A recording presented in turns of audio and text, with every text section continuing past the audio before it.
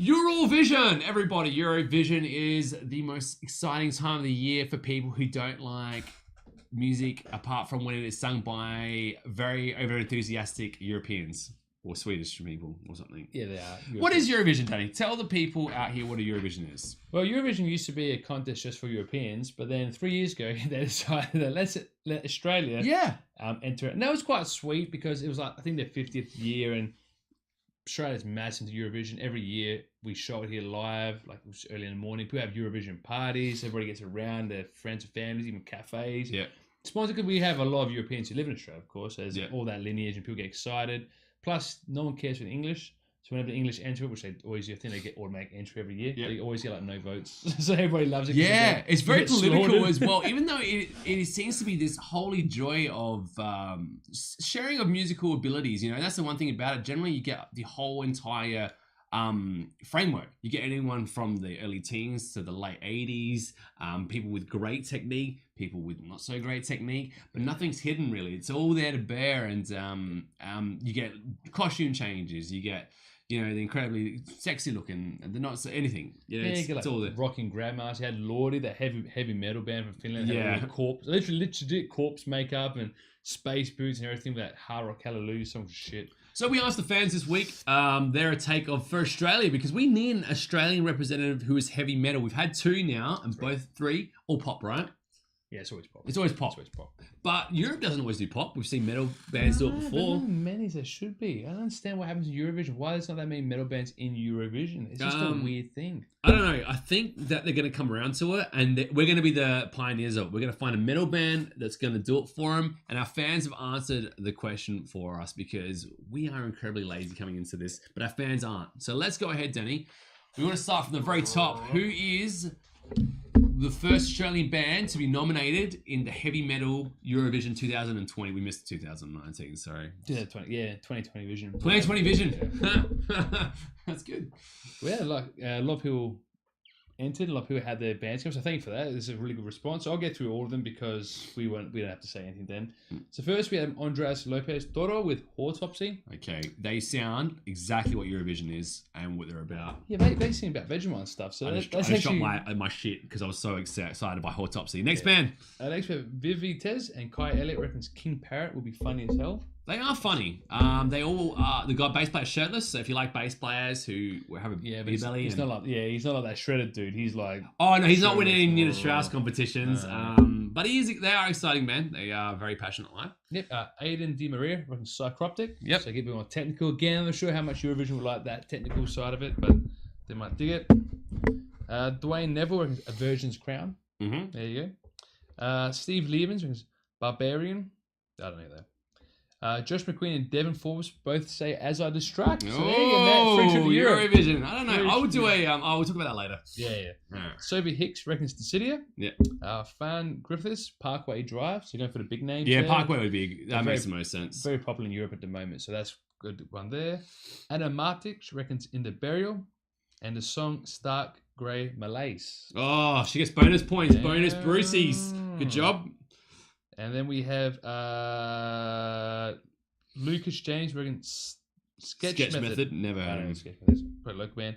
Josh Rigby reckons Lord, who covered a Kylie Minogue song. So there you go. There you go. Again, another Bosie post. Yes, Bosies. Eve Hayes reckons Voyager. And Carl French reckons Beast in Parlour. Tim Price reckons 12-Foot Ninja and Voyager as well. Voyager, it's coming up again. And Christian Broom also thinks 12-Foot Ninja. So that'd be pretty cool. Nice. Jared is Mainman. I'm sorry if that's wrong. Probably is wrong. Triple Kill. Yeah. Janae Takos McAdee reckons Trollhaugen. Yeah. I don't know. Yeah. Lucas Jones, Iron Mind. Luke Serda, Nia Blivascaris. So they'll get a whole European thing there. Scott Veal reckons Truth Corroded, which they're doing quite well at the moment. Yeah. Ben von Weber also thinks Parkway Drive. Yeah. And last but not least, Jacob Venix reckons Hidden Intent.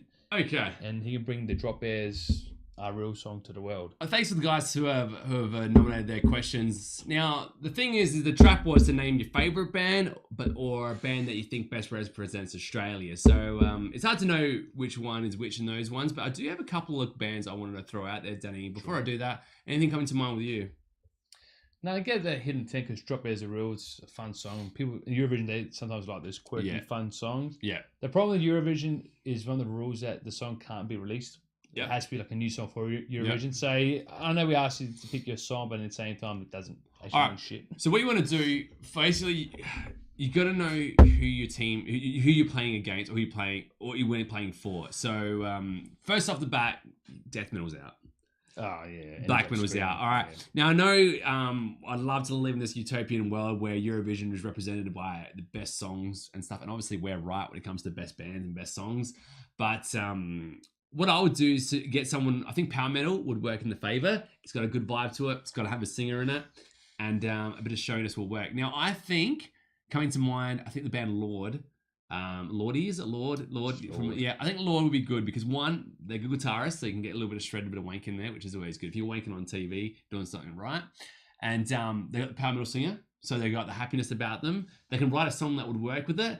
And if not, you can always get Tim Charles from Neo Obscurus to do violins, and it would work really well.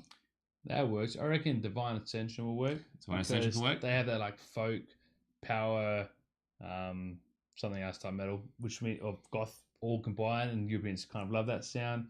So that could potentially work as well. Neo Obscurus could work because they do very classical pieces and but their death metal songs won't work. But the idea, because the gimmick in Eurovision is really good. So if you have your band but you add an extra gimmick, that works really, really well. I think anything like that would work a treat. But as far as heaviest goes, I would like to see just a band that I think would look really, really good. I think you'd have to give it to maybe. I'm gonna say I think a Hidden Intent would be good. We had the boy actually on our show recently, Danny. Phil Bennett, and they were really, really cool. Anyone else from Adelaide getting your attention up? Maybe in the Barrier have a great. They got a great album that just came out. It has a good work of the instrumentation on it and a female singer that sounds like the demons from Lord of the Rings, which is super really good too. Maybe Shadowrun. Shadowrun as well. Yeah, Shadowrun's good. Well, guys, there you go. Thank you very, very much for that. We are super excited to bring you guys our super take on that. If you want to ask a question as well for next week, let us know. But I think we've sorted it out. I think for next year, Danny, I'm going to say I'm putting my thing for Lord. But if our fans say probably Voyager.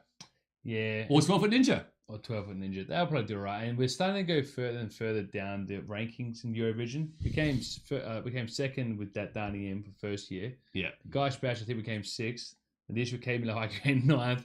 So eventually they're just going to say, just don't come back. Like, all right. Which is good. Never mind. Thank you for being in Eurovision. Eventually, I think we won't be asked to do it anymore. But if those ratings keep coming in, for a fact there is a chance to see your favorite metal band represent us in front of the whole entire world. At least one. At least one.